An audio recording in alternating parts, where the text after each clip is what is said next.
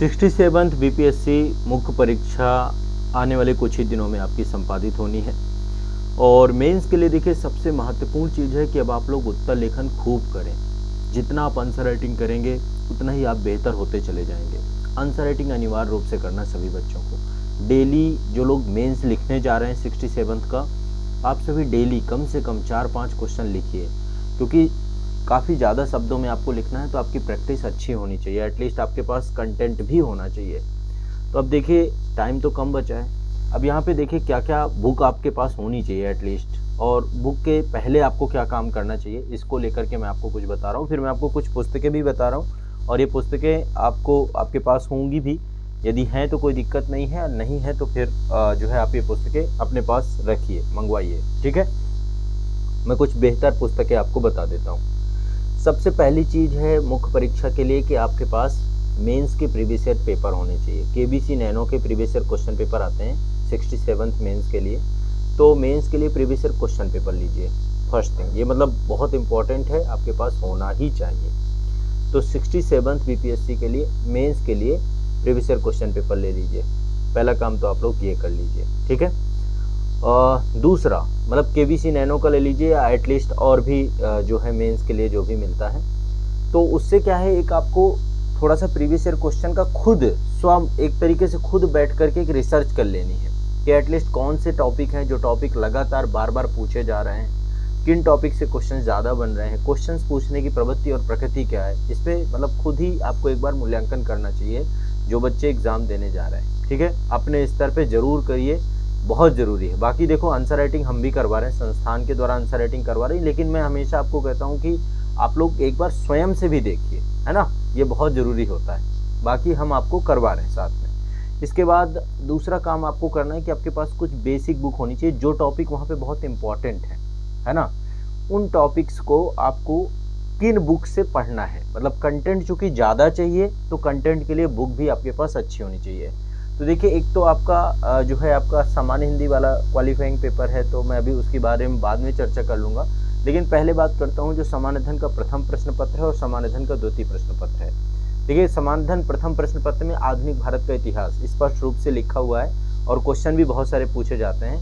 साथ में भारतीय संस्कृति को लेकर के है। तो जो देखिए बर्निंग टॉपिक हैं, जो टॉपिक आपके वहाँ पे ज़्यादातर पूछे जा रहे हैं, एटलीस्ट उन टॉपिक को उठाइए, और उठा करके ये वाले जो मतलब आप देख रहे हैं, ये वाली एक बुक आती है स्पेक्ट्रम की, आधुनिक भारत का इतिहास। अच्छी पुस्तक है, यूपीएससी वाले बच्चे भी पढ़ते हैं, बीपीएससी वालों के लिए भी मैं सजेस्ट कर रहा हूँ। इस बुक में आपको सारे टॉपिक मिल जाएंगे जो आपके एग्जाम के लिए ज़रूरी होते हैं। पहले जो टॉपिक ज़्यादा पूछे जा रहे हैं उन टॉपिक्स को, उनका कंटेंट इस पुस्तक पे आप लोग ले सकते हैं, देख सकते हैं, और अपना कंटेंट इकट्ठा कर सकते हैं। आप ये मान के चलिए 4.5 पेज लिखना है एक क्वेश्चन को आपको, है ना। 38 नंबर के जो क्वेश्चन पूछे जाएंगे, तो एटलीस्ट कंटेंट अच्छा होना आपके लिए ज़रूरी है। तो एक बुक ये मंगवा सकते हैं आपको। ये सारी पुस्तकें जो मैं आपको बताऊंगा आप संस्थान से भी मंगवा सकते हैं। इस वीडियो के डिस्क्रिप्शन में आपको नंबर मिल जाएगा आज़ाद पब्लिकेशन का जो आपका संस्था है, या फिर आपके पास ये होनी चाहिए, आप इनको ज़रूर ले लीजिए। तो ये स्पेक्ट्रम की है आपकी, ये पुस्तक बेहतर है।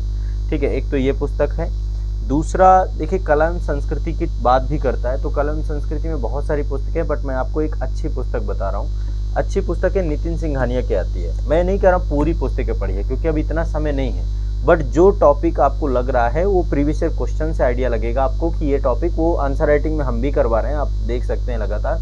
तो आपको वो टॉपिक को पहले लेकर के कंटेंट इन पुस्तकों से ले लेना है, इनमें कंटेंट बहुत अच्छा है। ठीक है, तो ये आपकी नितिन सिंघानिया की पुस्तक है, टाटा मैग्रा हिल की आती है। ये स्पेक्ट्रम की है और ये आपकी टीएमएच की है। तो इसमें भी वही टॉपिक पहले उठाएं जो टॉपिक आपके पूछे जा रहे हैं आर्ट एंड कल्चर से। ठीक है, बिहार के संदर्भ में भी आपको चीज़ों को इकट्ठा करना है। दूसरा आपका अगला है एक राष्ट्रीय और अंतर्राष्ट्रीय महत्व का घटनाक्रम।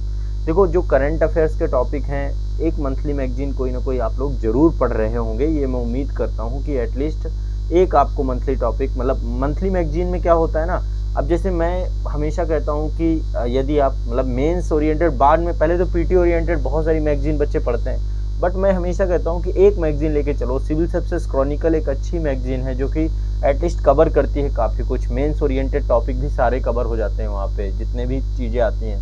तो एक मंथली मैगजीन आप लोग को अवश्य पढ़नी चाहिए, सिविल सर्विसेज क्रॉनिकल उनमें से एक है, और जो मैं हमेशा सजेस्ट करता हूँ कि ये आपके पास होनी चाहिए। आप पढ़ सकते हैं क्रॉनिकल को, बाकी घटना चक्र की भी आती है आपकी, द्विमासिक वाली जो आती है ना, उसमें भी करंट अफेयर से जुड़ी हुई चीज़ें आपको मिल जाती हैं। बट लास्ट टाइम में अब चूंकि समय ज़्यादा नहीं बचा, तो कोई भी वार्षिकांक देख लीजिएगा आप, जो मतलब पूरे 1 साल 1.5 साल का करंट अफेयर्स जहाँ पे आपको मिल जाएगा।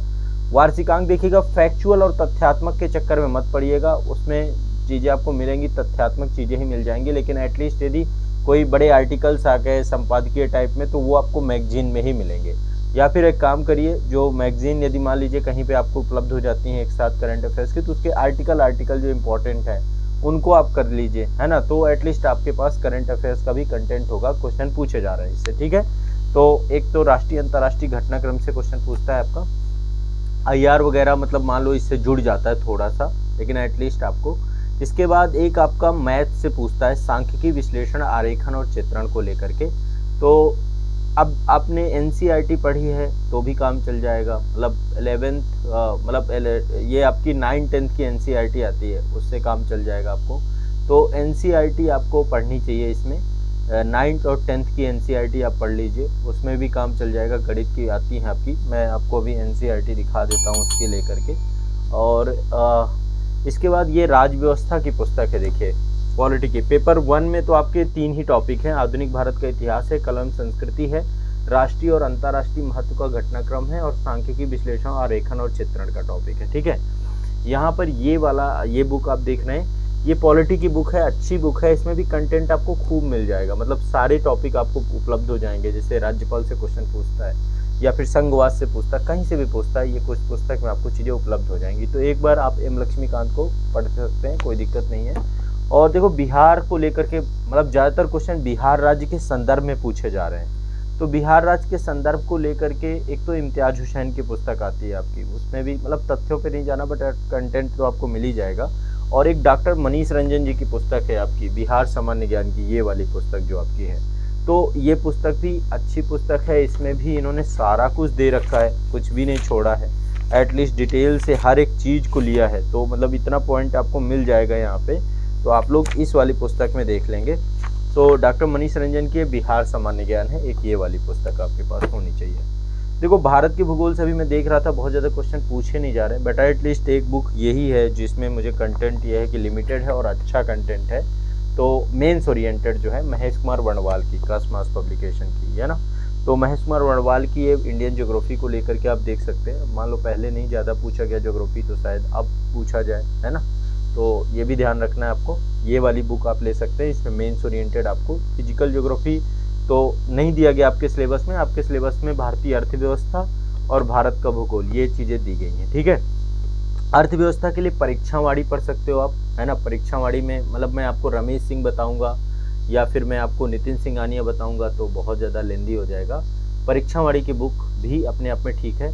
मैंने फिर एक बार अगेन रिपीट करूंगा, ये पुस्तकें बहुत ज़्यादा हैं, बहुत मोटी हैं। तो आपको चाहिए क्या कि आपको इनमें से सिलेक्टेड टॉपिक पढ़ने हैं। सिलेक्टेड टॉपिक कैसे होगा, प्रीवियस ईयर क्वेश्चन पेपर से निकलेंगे। तो पॉलिटी के लिए लक्ष्मीकांत, इकोनॉमी के लिए परीक्षावाड़ी निकाल लीजिए, वहाँ से कंटेंट आपको मिल जाएगा। इसके बाद भारत का भूगोल मैंने आपको ये वाली पुस्तक बता दी, महेश कुमार वर्णवाल की, ये पुस्तक है आपकी। और इसके बाद जो है आपका भारत के विकास में विज्ञान एवं प्रौद्योगिकी की भूमिका और प्रभाव, ये आपकी रवि पी अग्रहरी की एक पुस्तक आती है। तो उसमें भी साइंस एंड टेक के सारे टॉपिक कवर किए गए हैं। तो रवि पी अग्रहरी की जो आपके TMH की आती है, वो पुस्तक भी आप लोग ले सकते हैं। उस पुस्तक में आपको कंटेंट पर्याप्त मिल जाएगा। स्ट्रेटजी के साथ चलेंगे तो ज़्यादा बेहतर हो पाएगा। स्ट्रेटजी यही होनी चाहिए कि जो टॉपिक ज़्यादा इंपॉर्टेंट है उन्हीं को आप लोग पढ़ें, ग्रैब करें। बट एटलीस्ट स्टैंडर्ड बुक आपके पास नहीं होंगी तो फिर आप कहीं ना कहीं पे टूट जाएंगे, घबरा जाएंगे। तो ये स्टैंडर्ड बुक के तौर पे आपके पास हैं और ये पुस्तकों को आप लोग पढ़ना शुरू करिए। ज़्यादा हैं ये पुस्तकें, मैं बार बार बोल रहा हूँ, क्योंकि ये काम होना चाहिए था प्री के पहले पूरा का पूरा। अभी सिलेक्टेड पढ़ना है आपको। सिलेक्टेड मतलब जो चीज़ों की ज़्यादा आपको वो है, और सिलेक्टेड कंटेंट के लिए हम भी आपको गाइड करते रहेंगे। आप इसके लिए बिल्कुल निश्चिंत रहिए, ठीक है। तो चलिए, ये रही आपको सूचना, जानकारी। आप लोग ज़रूर से ज़रूर इसको फॉलो करिए। शुक्रिया, धन्यवाद।